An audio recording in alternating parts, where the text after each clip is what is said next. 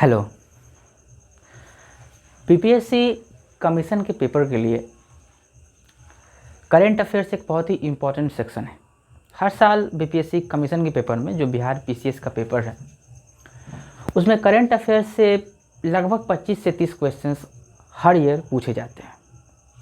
BPSC 69th जो exam आने वाली है उसके पीटी के लिए हम अलग अलग सेक्शन से, जैसे हिस्ट्री, मॉडर्न हिस्ट्री से एक लार्ज स्केल पर क्वेश्चंस किए जाते हैं और पॉलिटी से भी क्वेश्चंस किए जाते हैं। ज्योग्राफी से भी एक हद तक ठीक ठाक क्वेश्चंस आते हैं और जो साइंस और उसका करंट अफेयर्स का जो सेक्शन है उससे काफ़ी ज़्यादा क्वेश्चंस आते हैं। लेकिन जो करंट अफेयर्स का सेक्शन है उसको तैयार करना थोड़ा सा चैलेंजिंग है हर एस्पिरेंट्स के लिए, क्योंकि हमें समझ नहीं आता कि हम कहाँ से उसको प्रिपेयर करें, किस मैगज़ीन को पढ़े या किस न्यूज़पेपर के सोर्स को चूज करें पढ़ने के लिए। इन सब से एक बेहतर सोर्स यह है कि हम बहुत सारे जो रिलेवेंट करंट अफेयर्स है उसके ऑब्जेक्टिव्स को तैयार करें। जो बिहार के एक मैगज़ीन है उसमें और जो बिहार गवर्नमेंट की बहुत सारी वेबसाइट्स पर बहुत सारी न्यूज़ आती है उससे हम इस सेक्शन को तैयार कर सकते हैं। कमीशन के 69th पीपीएससी जो कमीशन का पेपर है उसके लिए मैंने एक 1000 एमसीक्यू के एक सीरीज को लॉन्च करने का प्रयास किया। इसमें मैं लगभग 500 एमसीक्यू जो केवल करेंट पर बेस्ड हो उसको करने का प्रयास करूंगा और अदर 500 एमसीक्यू क्वेश्चंस जो और भी अदर सेक्शन से, जैसे कि हिस्ट्री से हो या बिहार स्पेशल से हो, उसको करने का प्रयास करूंगा। तो आज मैं बीपीएससी के लिए, कमीशन के लिए जो 69th पीटी का एग्ज़ाम आने वाला है नेक्स्ट मंथ, उसके लिए जो करंट अफेयर्स बेस्ड जो भी ऑब्जेक्टिव हो सकते हैं उसको एक ऑब्जेक्टिव के फॉर्म में, एमसीक्यू के क्वेश्चंस के फॉर्म में हम उसको पढ़ने का प्रयास करेंगे। क्योंकि बीपीएससी का जो लास्ट एग्ज़ाम हुआ था कमीशन वाला वो फरवरी के करीब हुआ था, तो फरवरी के बाद के जो भी करंट अफेयर्स है वो हमारे लिए रेलिवेंट है। तो मार्च का करंट अफेयर्स से हम स्टार्ट करते हैं इस सीरीज को, और मार्च के महीने में जो भी रिलेवेंट करंट अफेयर्स बने हैं उस पर बेस्ड जो भी तरह के एमसीक्यूज़ हो सकते हैं, जो भी क्वेश्चंस बन सकते हैं, जो भी 50 हो, 75 हो, 100 हो, उसको हम करने का प्रयास करेंगे। तो let's begin with the first objective based on current affairs in March 2023। तो फर्स्ट जो क्वेश्चन है वह है, हु हैज़ बीन गिवन स्वच्छ सुजल शक्ति सम्मान 2023 फ्रॉम बिहार। तो आप यह जो क्वेश्चन है इसका अगर आपको आंसर पता है तो आप कमेंट सेक्शन में इसका आंसर बता सकते हैं, लेकिन मैं इसको इसमें ऑप्शंस भी आपको दूंगा। मैं क्वेश्चन रिपीट करता हूँ, हु हैज़ बीन गिवन स्वच्छ Sujal Shakti Samman 2023 from Bihar. Options are Babita Gupta, Rita Bharti, Pratibha Kumari, Vishwas Bharti. अगर आपको आंसर पता है तो आप कमेंट सेक्शन में बताएं। मैं इसके आंसर को बताता हूं।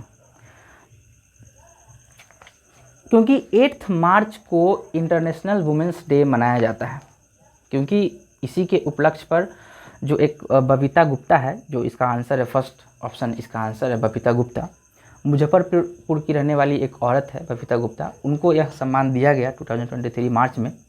4 मार्च को दिल्ली में हमारे प्रेसिडेंट द्रौपदी मुर्मू के द्वारा इनको यह सम्मान दिया गया, क्योंकि इनका जो काम है, जो इन्वायरमेंट को क्लीन करती है, प्लास्टिक के जो भी वेस्ट है उसको रिसाइकिल करने का काम करती है, और भी बहुत सारे इनका काम है जिससे यह वहाँ के वुमेन को एम्प्लॉयमेंट देती है। तो इस तरह के काम के लिए इनको यह अवार्ड दिया गया।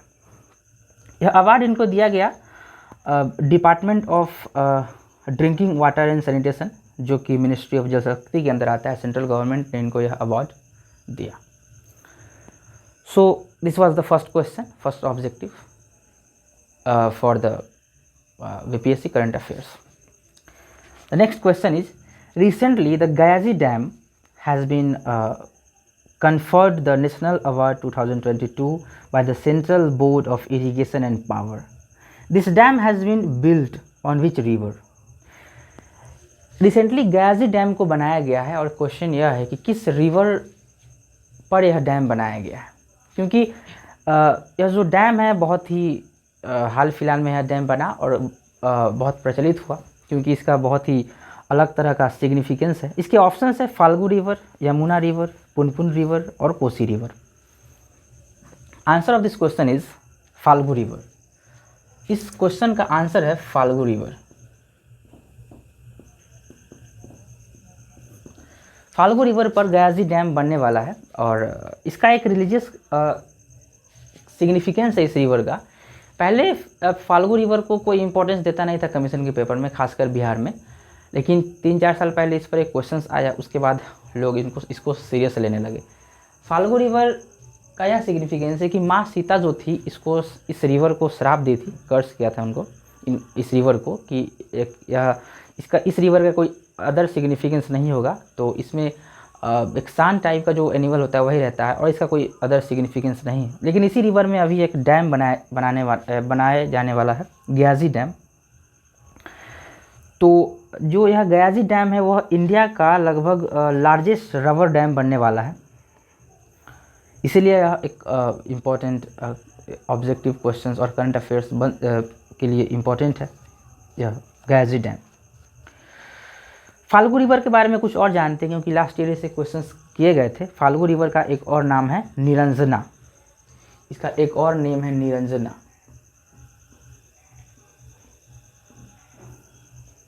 The other name of Falgu river is Niranjana. Falgu river का एक और रिलीजियस सिग्निफिकेंस यह है कि इसी नदी के किनारे लॉर्ड बुद्धा को एनलाइटमेंट हुआ था, उनको ज्ञान की प्राप्ति हुई थी, ऐसा कहा जाता है।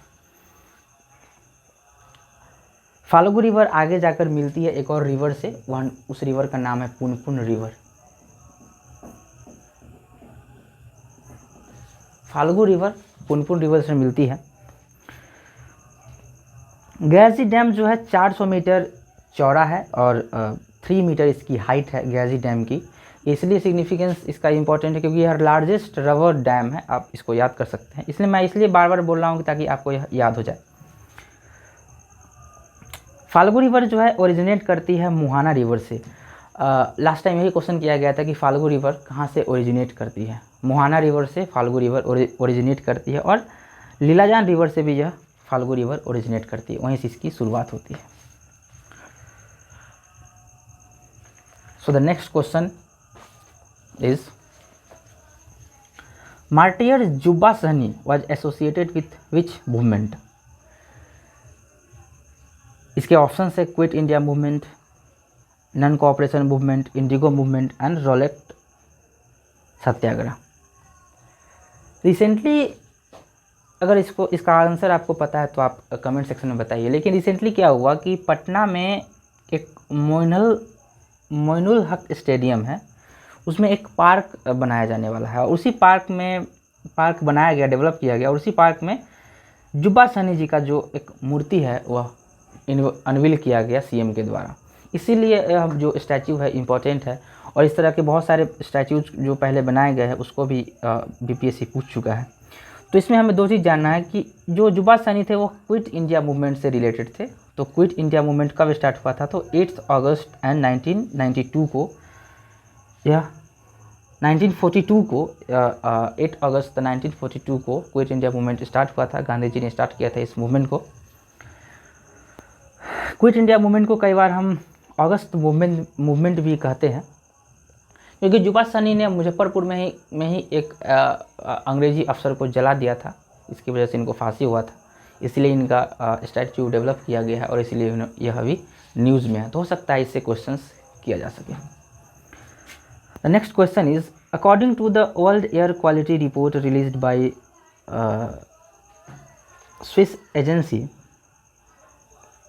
IQ Air, how many cities of Bihar are included in 50 most polluted cities in the year 2022? IQ Air report जो लेटेस्ट जारी हुआ 2022 में, लास्ट ईयर, उसमें बिहार के कितने सिटीज शामिल है? ऑप्शंस आर 4, 7, 9 और 11। इसका आंसर है 7।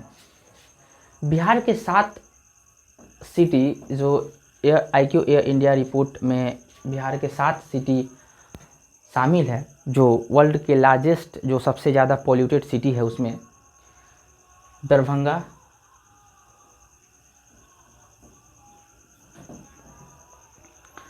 पटना, छपरा एंड मुजफ्फरपुर, पटना, छपरा, मुजफ्फरपुर, हाजीपुर,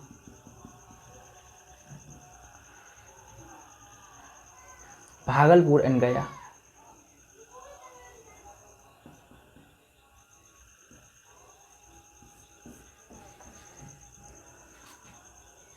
ये सारे जो सिटीज़ है वो वर्ल्ड के लार्ज, जो सबसे पॉल्यूटेड सिटीज़ है, 50 पॉल्यूटेड सिटीज़ उसमें शामिल है।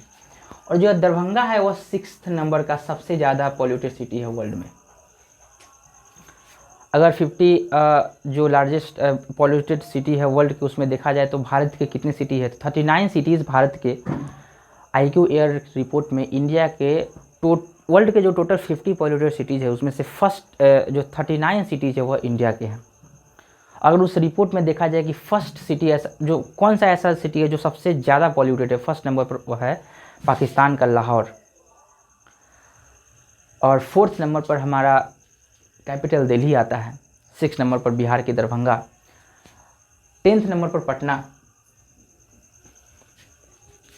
तो इस रिपोर्ट के अकॉर्डिंग ये सारी सिटीज़ जो है पॉल्यूटेड सिटीज़ में आती है।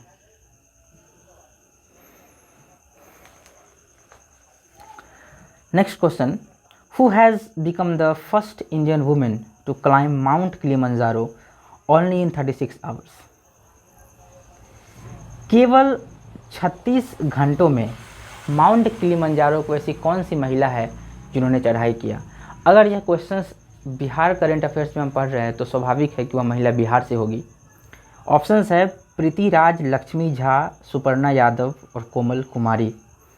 इसका आंसर है लक्ष्मी झा। लक्ष्मी झा जो एक औरत है वह है सहरसा डिस्ट्रिक्ट की, बिहार की। उन्होंने 36 घंटे में माउंट किलिमंजारो की चढ़ाई की। माउंट किलिमंजारो जो तंजानिया अफ्रीका कॉन्टिनेंट है, अफ्रीका कॉन्टिनेंट में तंजानिया एक कंट्री है, वहाँ का एक यू कैन से माउंटेन है। इसकी ऊंचाई हाइट है 5895 मीटर, जो अफ्रीका की सबसे ऊंची चोटी, जैसे कि हमारे यहाँ माउंट एवरेस्ट जो है सबसे हाईएस्ट पीक है, उसी तरह से अफ्रीका की जो यह माउंट किलिमंजारो है उसका सबसे हाईएस्ट पीक है, पर इन्होंने चढ़ा, केवल 36 घंटों में चढ़ा। और वह जो माउंट किलिमंजारो का जो माउंटेन है उसका नेचर है वोल्केनिक माउंटेन है वह। तो यह क्वेश्चन रेलिवेंट हो सकता है क्योंकि ऐसे क्वेश्चंस बहुत बार पूछे गए हैं। Next question is Lakhandei river which originated in Nepal enters Bihar in. Lakhandei river जो नेपाल में ओरिजिनेट करता है वह बिहार में एंटर करता है, तो किस बिहार के किस डिस्ट्रिक्ट से वह एंटर करता है बिहार में। Options are Araria, Sitamarhi, Madhubani, east Champaran. The answer of this question is Sitamarhi, क्योंकि लखनदेई रिवर जो है बिहार में सीतामढ़ी जो डिस्ट्रिक्ट है उसके थ्रू होते हुए भारत के बिहार में सीतामढ़ी डिस्ट्रिक्ट से होते हुए इंडिया में आती है। और जो लखनदेई रिवर है उसके बारे में कुछ जानते हैं। लखनदेई रिवर की एक ट्रिब्यूटरी है, वो है बागमती रिवर। लखनदेई रिवर की ट्रिब्यूटरी पर एक बार क्वेश्चन किया जा चुका है पिछली बार बीपीएससी के एग्जाम में। The biggest zoo, next question is the biggest zoo of Bihar in terms of area has been build or is going to build in which district. Bihar में एक जू बनने जा रहा है और जो बिहार का जो सबसे बड़ा जू होगा वह किस डिस्ट्रिक्ट में बनने जा रहा है। ऑप्शंस आर अररिया, पटना, नालंदा और वेस्ट चंपारण। जू के बारे में आपको बता दूं कि अभी तक बिहार में केवल एक ही जू है जो पटना में है। अगर आपको नेम पता है उस जू का तो प्लीज़ कमेंट सेक्शन में बताइए। द नेम ऑफ दैट जू इज़ संजय गांधी जैविक उद्यान। अभी तक बिहार में केवल यही जू है, लेकिन अब अररिया का एक जगह है रानीगंज, वहाँ पर एक और जू बनने जा रहा है जो बिहार का शायद अगर वह जू बना तो बिहार का उस सबसे बड़ा जू वही हो जाएगा। रानीगंज में वृक्ष वाटिका वहाँ के एक जगह है, उसको ट्रांसफॉर्म किया जाएगा जू में, उसके लिए बिहार गवर्नमेंट ने 188 करोड़ के प्रोजेक्ट को तैयार किया है और यह जू जो है 289 एकड़ में बनने वाला है। तो इसलिए यह एक रेलिवेंट क्वेश्चन हो सकता है, अगली बार 69th में पूछ लिया जाए। Next question is how many districts of Bihar have been selected under the national bee keeping and honey mission. National bee keeping and honey mission के लिए बिहार के कितने जिलों को सिलेक्ट किया गया? ऑप्शंस आर 9, 17, 25 और 38। इसमें 17 जिले बिहार के 17 ऐसे डिस्ट्रिक्ट है जिसको सिलेक्ट किए गए। मैं नाम बोल देता हूँ। Aurangabad, Bhagalpur, Darbhanga, east Champaran, west Champaran, Jamui, Madhubani, Muzaffarpur, Patna, Purnia, Rohtas, Samastipur, Siwan, Sitamarhi, Vaishali, Kishanganj and Bhojpur. 17 ऐसे जिले जिसको नेशनल बी कीपिंग के लिए सेंटर के थ्रू ऐसे 17 डिस्ट्रिक्ट्स है बिहार के जिसको नेशनल बी कीपिंग के लिए और हनी मिशन के लिए सेलेक्ट किया गया है। The next question is who is the author of the book Bihar that was and now. Recently एक किताब लिखा गया बिहार पर कि बिहार जो पहले था और अब है, Bihar that was and now. उस किताब को किसने लिखा? यह बहुत ही इंपॉर्टेंट क्वेश्चन है क्योंकि इस तरह के जो क्वेश्चंस है जो बिहार के कल्चर पर कोई ऐसा राइटर लिखता है किताब, तो उसको कई बार किताब के ऑथर के नेम में, ऐसे भी जनरली बीपीएससी कमीशन के पेपर में 2-3 ऐसे क्वेश्चंस करती है जो बुक्स पर बेस्ड हो या किसी भी राइटर पर बेस्ड हो। तो यह क्वेश्चन का आंसर है रघु राय और उषा राय, 2 हस्बैंड वाइफ है। इन्होंने किताब लिखा बिहार पर, जो बिहार पहले था और जो बिहार अब है। The next question is and the 10th objective question for today for that is based on current affairs, जो current affairs से based है किसी भी ना किसी तरह से। ये जितने क्वेश्चंस है वह मार्च 2023 में करंट से संबंधित है, रिलेटेड है, उसी पर इसको एक क्वेश्चन है। बिहार के जो बहुत सारे न्यूज़ के वेबसाइट है जो गवर्नमेंट पब्लिश करती है उसके थ्रू उसमें से लिया गया है सारे ऑब्जेक्टिव क्वेश्चंस है, क्योंकि क्वेश्चंस वहीं से की जाती है। किसी भी तरह के आप अगर मैगजीन्स को फॉलो करते हैं तो क्वेश्चंस वहाँ भी जो ऑब्जेक्टिव क्वेश्चंस है वह इसी तरह के अदर जो बिहार के ऑफिशियल जो वेबसाइट्स है जिस पर गवर्नमेंट पॉलिसीज़ के बारे में रिलीज़ करती है, बताती है, वहीं से वो सारे मैगजीन्स उन सब मटेरियल को बनाती है और पब्लिश करती है। मैंने डायरेक्टली उसी वेबसाइट से इस सारे ऑब्जेक्टिव क्वेश्चंस को और ये सारे डिटेल्स को उठाया है। तो यह इम्पोर्टेंट हो सकता है क्योंकि मैंने देखा है कि ऐसे बहुत सारे क्वेश्चंस पिछले और भी बहुत सारे प्रीवियस ईयर क्वेश्चंस में पूछे गए हैं सेम तरह के पैटर्न पर, इसलिए यह क्वेश्चन हो सकता है। The next question is the film lotus Bloom which is in the news recently is in which language. एक फिल्म बनाया गया लोटस ब्लूम करके, जिसमें एक औरत है और उसकी बच्ची है, उस पर बेस्ड एक मूवी है। उसको रिसेंटली किस भाषा में बनाया गया? Options are Maithili, English, Hindi और Bhojpuri. Answer of this question is Maithili भाषा में इस फिल्म को बनाया गया और यह इसलिए रेलिवेंट है कि 22 मार्च को 2023 में जब 111th foundation day of Bihar था, उस समय इस फिल्म को प्रेजेंट किया गया पटना में, गांधीनगर में। तो उस अवसर पर इस फिल्म को वहाँ पर चलाया गया, इसलिए यह फिल्म रेलिवेंट है और इम्पोर्टेंट भी है। So this film is of the language of Maithili भाषा में इस फिल्म को बनाया गया। The next question is who has been appointed as the new chief justice of Patna high court. Patna high court के नए चीफ जस्टिस कौन है जिनको रिसेंटली अपॉइंट किया गया? The options are Ramesh Sinha, Vinod Chandra, Pritinkar Diwakar and the Charan Singh. The full name is Chaudhary Charan Singh. Answer of this question is Vinod Chandra को recently Patna high court के chief justice बनाया गया। इनका पूरा नाम के विनोद चंद्रन है। यह पटना के 44th सीजे है, मतलब chief justice of Patna, 44th chief justice of Patna है। तो इसमें एक चीज़ हमें जानना है, क्योंकि कई बार ऐसे क्वेश्चंस आ जाती है कि हाई कोर्ट जो है बिहार का हाई कोर्ट, देखो एक चीज़ हमें जानना चाहिए, कई बार हम यह मिस्टेक करते हैं जनरली और अनइंटेंशनली मिस्टेक करते हैं। High court of Patna, actually किसी भी स्टेट का हाई कोर्ट नहीं होता है, हाई कोर्ट स्टेट में होता है, हाई कोर्ट इन पटना होता है, हाई कोर्ट ऑफ पटना नहीं होता, हाई कोर्ट ऑफ यूपी नहीं होगा, हाई कोर्ट इन यूपी होगा, क्योंकि हाई कोर्ट और सुप्रीम कोर्ट देश का एसेट कंट्री के लिए, कंट्री के अंदर आता है, और कंट्री में उस स्टेट में है, स्टेट का नहीं है। So the high court established in Patna in 1916 में हाई कोर्ट को इस्टेब्लिश किया गया। और जो इसके फर्स्ट चीफ जस्टिस थे पटना हाई कोर्ट के, जो फर्स्ट चीफ जस्टिस थे, उनका नाम था पंडित लक्ष्मीकांत झा। जो first chief justice of Patna जो थे वह पंडित लक्ष्मीकांत झा थे। जो अभी रिसेंटली विनोद चंद्रन को जो चीफ जस्टिस ऑफ पटना बनाया गया, उनसे पहले चौधरी चरण सिंह थे, उनसे पहले चौधरी चरण सिंह पटना के चीफ जस्टिस थे। Next question is, recently boat operation law has been abolished in Bihar. It was started how many years back.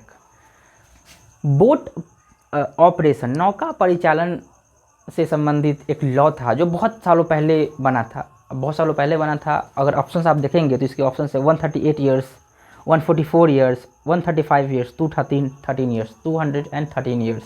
अगर इतने सालों पहले कोई लॉ बना तो स्वाभाविक है वो ब्रिटिश के टाइम में बना होगा। तो उस लॉ को अभी एबोलिश किया गया, ख़त्म कर दिया गया है बिहार गवर्नमेंट के थ्रू, और उसके जगह पर एक नया एक्ट बनाया गया। तो वह कितने साल पुराना था? 138 ईयर्स इसका आंसर है। 138 साल पुराना एक लॉ था, बंगाल फेरीज एक्ट 1885, 1885 में बनाया गया एक एक्ट था, उसको अभी ख़त्म कर दिया गया। उसके जगह पर एक नया लॉ बनाया गया है, जिसको रिसेंटली 2023 में बिल पास किया बिहार के लेजिस्लेटिव असेंबली ने। उसका नाम है नौका घाट बंदोबस्त एवं प्रबंधन विधेयक। तो इस नए लॉ के लिए क्योंकि यह बहुत पुराना था और बंगाल के नाम से था और बहुत पुराने समय में ब्रिटिश के द्वारा बनाया गया था, तो उसको अभी एबोलिश किया गया, उसके जगह पर एक नए बिल को पास किया गया है, उसको अब चालू किया गया। फॉर द आज के लिए द लास्ट ऑब्जेक्टिव क्वेश्चन, क्योंकि मैं अभी शुरू किया हूँ, तो अगले सेशन में, अगले वीडियो में मैं और ज़्यादा मार्च के महीने में जो भी करंट अफेयर्स बने हो उसको मैं लाने का प्रयास करूँगा। अभी मैं जितने बने मुझसे उतना को मैंने लाया है, लेकिन अभी बहुत सारे ऐसे ऑब्जेक्टिव क्वेश्चंस और ऐसे बहुत सारे करंट अफेयर्स है जो केवल मार्च महीने में है, इतना सफिशिएंट नहीं है। तो for today the last question is, in 4th agricultural road map organic corridor scheme has been extended from 13 districts to. देखिए, बिहार में कुछ दिन पहले ऑर्गेनिक कॉरिडोर स्टार्ट किया गया था। ऑर्गेनिक कॉरिडोर स्कीम की एग्रीकल्चर के लिए एक जो होता है ना ऑर्गेनिक टाइप का एग्रीकल्चर, ऑर्गेनिक फार्मिंग, उस तरह की एक 4th रोड मैप को एक स्कीम था, उसको लाया गया था। शुरुआती समय में उसको 13 डिस्ट्रिक्ट में अप्लाई किया गया, लेकिन उसको अब और बढ़ा दिया गया है। तो कितने डिस्ट्रिक्ट तक उसको बढ़ाया गया है? Options are 16, 38, 24, 31। Answer of this question is 38 district, क्योंकि बिहार में 38 जिले हैं, तो बाकी जिले क्यों पीछे रहे? वो सब ऑर्गेनिक कॉरिडोर स्कीम का फ़ायदा लेना चाहते हैं। तो इस स्कीम को पूरे जिलों में विस्तारित कर दिया गया है। इसका टाइम पीरियड है 2023 से लेकर 2028 तक, 2028 तक इस स्कीम को चलाया जाएगा बिहार में।